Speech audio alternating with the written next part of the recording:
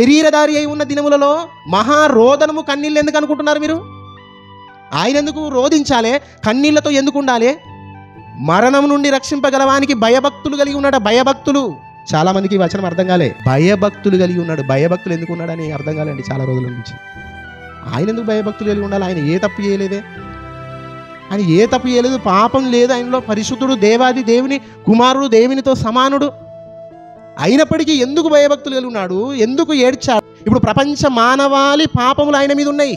ఇప్పుడు ఆయన మరణిస్తే ఎక్కడికి వెళ్ళాలి? నరకానికి వెళ్ళాలి. ఇప్పుడు నరకం నుంచి తప్పించవలసింది ఎవరు? దేవాది దేవుడు. మరణం నుంచి అంటే దాన్ని అర్థం చేసుకోండి. మరణం నుంచి అంటే ఈ లోక మరణం గురించి కాదు. నరకం నుంచి తప్పించగలవానికి ప్రార్థనలను యాచనలను సమర్పించి భయభక్తులు కలిగి ఉన్నాడు. పాపం ఆయన మీద ఉంది. సర్వమానవాళి పాపం, మనందరి పాపాలు ఆయన మీద ఉన్నాయి కదా. ఆయన ఇప్పుడు ఎలా ఎంచారు? ఇప్పుడు పాపిగా ఎంచారా లేదా? దేవుడే పాపిగా ఎంచాడా లేదా? ఎంచాడు, శిక్ష వేశాడు. సర్వమానవాళి పాపాలను మోయటం చాలా కష్టం. మరణమగునంతగా ఇదిగో వేదన పడుతున్నాను. మరణమగునంతగా వేదన అంటే అర్థం తెలుసా మీకు? చనిపోతాననే భయం కాదు. దాన్ని కూడా మార్చేశారు వీళ్ళు. చనిపోతాననే భయం కాదు, మరణమగునంతగా వేదన అంటే నరక శిక్షకు సంబంధించిన వేదన, మరణ వేదన. మరణమగునంతగా ఆయన వేదన పడుతున్నాడట.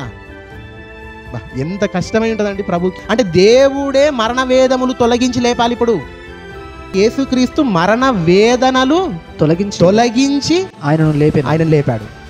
ప్రపంచ మానవాళి పాపములకు కావలసిన శిక్ష తానే పొందాడు. యేసుక్రీస్తు ప్రభుల వారికి లేవలేడు. సర్వాధిపతి అయిన తండ్రి అయిన దేవుడే మరణ వేదనలు తొలగించి ఆయనను లేపాలి. అందుకే ఎబ్రీయులకు రాసిన పత్రికలు కూడా నన్ను మరణం నుండి తప్పించగల దేవునికి భయభక్తులు కలిగి ఉన్నాను, ప్రార్థనలు యాచనలు సమర్పించుచున్నాను. ఎందుకంటే నేను మోయబోయే ప్రపంచ మానవాళి శిక్ష అనేది ఎంత ఘోరమైందో, ఎంత భారమైందో, ఎంత కష్టమైందో మనం ఆలోచించాలి.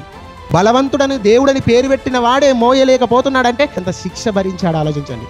చివరికి దేవుడేనట మరణ వేదనలు తొలగించి లేపాలైనను. ఆయన ఏ తప్పు చేయలేదు, ఆయన యందు ఏ కపటం లేదు. సర్వమానవాళి పాపాలు వేసుకున్న ఆయన పరిశుద్ధుడు గనక, దానికి సమానమైన శిక్షను సిలువలోనే పొందాడు గనక ఆ మరణ వేదనల నుంచి లేపాలి. ఆ నరకము అంచుల్లోని కూడా వెళ్ళకూడదు. దానికి సమానమైన శిక్ష భూమి మీదనే సిలువలో పొందే అవకాశాన్ని దేవుడిచ్చాడు. క్రీస్తును మృతులలో నుండి లేపాడు. ఎలా లేపాడట దేవుడు? బలాతిశయం. ఇప్పుడు దేవుడు బలాన్ని ఉపయోగించాడట. తండ్రి అయిన దేవుడు బలాతిశయము చేత యేసుక్రీస్తును మృతులలో నుండి లేపాలంటే, అనగా నరక శిక్షకు సమానమైన శిక్ష పొందిన ఆ శిక్షలో నుంచి నన్ను తిరిగి బయటకు తీసుకురావాలంటే దేవాది దేవుడు బలాన్ని ప్రయోగించాలి. బలవంతమైన బాహువు ఏమైపోయింది? వేదన పడిపోయింది. అంటే ఎంత శిక్ష భరించాడో ఆలోచించండి.